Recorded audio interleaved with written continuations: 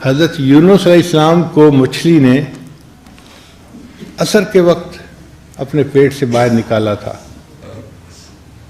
یونس علیہ السلام نے دعا مانگی تھی کہ اے اللہ مجھے اس مچھلی کے پیٹ سے نجات عطا فرما دے۔ اللہ فرماتے ہیں فلولا انہ کان من المسبحین، اگر یونس علیہ السلام میری تسبیح بیان نہ کرتے، میری پاکی بیان نہ کرتے، للبث فی بطنہ الی یوم یبعثون، قیامت تک اسی طرح مچھلی کے پیٹ کے اندر ہی پڑے رہتے۔ ایسی مصیبت تھی کہ جس سے نکلنا پاسبل نہیں تھا۔ تسبیح پڑھنے پر اللہ نے اس مصیبت سے نکال دیا۔ تو اللہ نے فرمایا میرے محبوب کے امتیوں، تم عصر کی نماز پڑھو گے، جس مچھلی کے پیٹ میں پھنسے ہوگے میں تمہیں بھی نجات دے دوں گا اور تم اس سے نکل جاؤ گے۔ کئی دفعہ کاروبار بھی مچھلی کا پیٹ بن جاتا ہے، ایسے بندہ قرضے میں پھنس جاتا ہے، نکلنے کی صورت نظر نہیں آتی۔ ایک لڑکی ہے، عالمہ بن گئی، اب گھر میں ہے اور انتظار میں ہے کہ کوئی رشتہ آئے اور ماں باپ رشتہ طے کریں، رشتہ نہیں آتا۔ ابھی ہے نا مچھلی کے پیٹ میں پھنسی ہوئی بیچاری، کرے تو کیا کرے؟ اپنی زبان سے تو کہہ نہیں سکتی کہ میرا رشتہ فلاں جگہ کر دیں، انتظار میں ہے۔ جب تک رشتہ نہیں آتا اس وقت تک انتظار ہے۔ اب اس مچھلی کے پیٹ سے یہ کیسے نکلے گی؟ جب یہ تسبیح بیان کرے گی، اللہ اس کو قرض کی مچھلی سے، حالات کی مچھلی سے، پریشانی کی مچھلی سے، پیٹ سے اس کو نجات عطا فرما دیں گے۔ اس لیے یہ تسبیح کا عمل بہت ہمارے لیے فائدہ مند عمل ہے۔ تو یونس علیہ السلام کو عصر کے بعد چونکہ مچھلی نے پیٹ سے نکالا تھا تو اللہ نے فرمایا میرے بندو تم عصر کی نماز ادا کرو گے، تم اگر ذلت کی مچھلی کے پیٹ میں پھنسے ہوئے ہوگے نا اور نکلنے کی کوئی صورت نظر نہیں آتی ہوگی، میں تمہیں اس میں سے بھی نکال دوں گا اور تمہیں نجات عطا فرما دوں گا۔ پھر سوال پیدا ہوتا ہے کہ مغرب کی نماز کیوں فرض کی؟ اللہ نے فرمایا میرے بندو تم نے سارے دن میں جو غلطیاں کوتاہیاں کی، بندے ہو نا، ضعیف البنیان ہو، انسان ہو، تو اگر مغرب وقت تم نماز پڑھ لو گے تو میں تمہارے سارے دن کے کیے ہوئے گناہوں کو معاف فرما دوں گا، میں تمہاری فائل کلوز کر دوں گا، سب کچھ مٹا کے ڈیلیٹ کر کے۔ اور عشاء کی نماز صرف امت محمدیہ کی خصوصیت ہے، اس سے پہلے کسی امت کو عشاء کی نماز نہیں ملی، صرف اسی امت کو ملی۔ کیوں ملی؟ کہ اللہ نے اپنے محبوب صلی اللہ علیہ وسلم کو عشاء کے وقت معراج عطا فرمایا تھا۔ فرمایا میرے محبوب کے امتیوں، تم عشاء کے وقت عشاء کی نماز پڑھو گے، میں اس کے بدلے تمہیں روحانی معراج عطا فرما دوں گا۔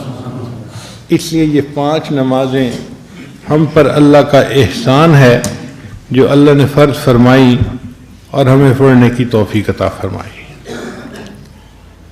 سوال پیدا ہوتا ہے کہ فرضوں میں 2 رکعت فرض، 3 رکعت فرض، 4 رکعت فرض مختلف نمازوں میں ہوتے ہیں، ایسا کیوں ہے؟ 1 رکعت فرض کیوں نہیں؟ یا کچھ اور تعداد کیوں نہیں؟ علماء نے اس کا جواب لکھا۔ اللہ تعالیٰ قرآن میں فرماتے ہیں جاعل الملائکۃ رسلا اولی اجنحۃ مثنی وثلاث ورباع، اللہ نے فرشتوں کو بنایا کسی کے 2 پر، کسی کے 3 پر، کسی کے 4 پر۔ میرے بندو فرشتوں کو پرواز ملتی ہے 2 پروں سے، 3 پروں سے، 4 پروں سے۔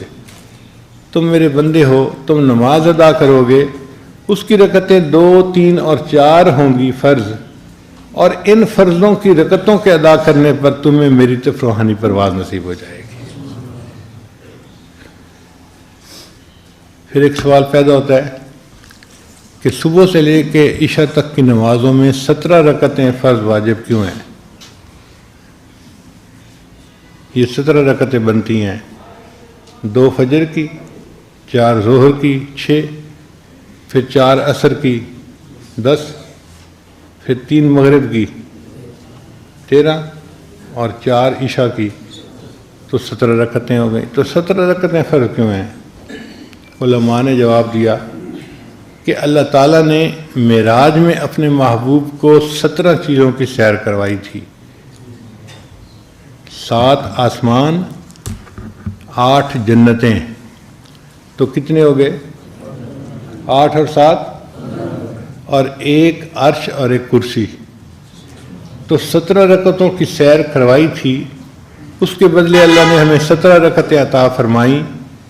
میرے بندو، تم 17 رکعتیں ادا کرو گے، میں بھی تمہیں روحانی نعمتوں کی سیر روحانی طور پہ کروا دوں گا۔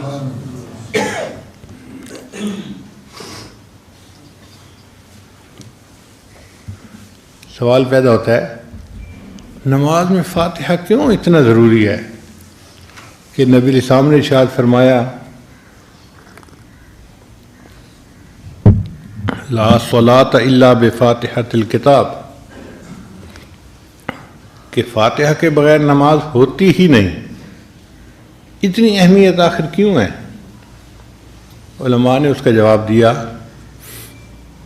کہ اللہ تعالیٰ نے جو کچھ ساری آسمانی کتابوں میں اتارا اس کا خلاصہ اللہ نے قرآن مجید میں اتار دیا، اور جو کچھ اللہ نے پورے قرآن پاک میں اتارا اس کا خلاصہ اللہ نے سورہ بقرہ میں اتار دیا، اور جو کچھ اللہ نے سورہ بقرہ میں اتارا اس کو اللہ نے سورہ فاتحہ میں اتار دیا۔ اس لیے فاتحۃ الکتاب، جیسے دروازہ ہوتا ہے نا کمرے کا، تو اللہ نے اس کو کتاب کا دروازہ بنا دیا ہے۔ نچوڑ آ گیا تمام آسمانی تعلیمات کا، اس لیے اللہ تعالیٰ نے اس کو نماز کی حرکت میں پڑھنے کا حکم دیا۔ مقتدی خود پڑھے یا اس کی طرف سے امام پڑھے، یہ الگ مسئلہ ہے، بہرحال فاتحہ پڑھنی ضروری ہے۔